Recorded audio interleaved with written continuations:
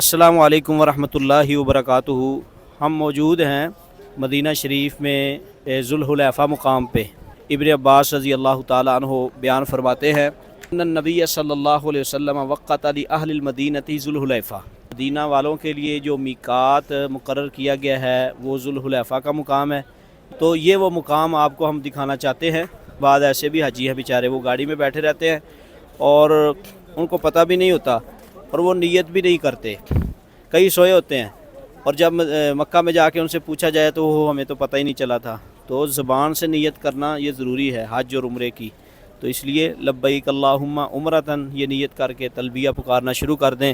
لبیک اللہم لبیک لبیک لا شریک لک لبیک ان الحمد والنعمت لک والملک لا شریک لک۔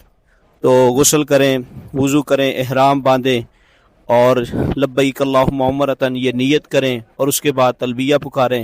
لبیک اللہم لبیک لبیک لا شریک لک لبیک ان الحمد والنعمت لک والملک لا شریک لک۔ اب آپ پہ وہ پابندیاں ساری شروع ہو جاتی ہیں جو کہ رسول اللہ صلی اللہ علیہ وسلم نے احادیث میں لگائی ہیں۔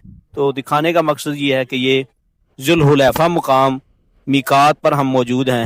اللہ رب العزت ہم سب کی عبادات کو قبول و منظور فرمائے اور ہر طرح کی اللہ رب العزت ہماری عبادت قولی فعلی عملی قبول فرمائے اور ریاکاری سے اللہ ہمیں محفوظ فرمائے۔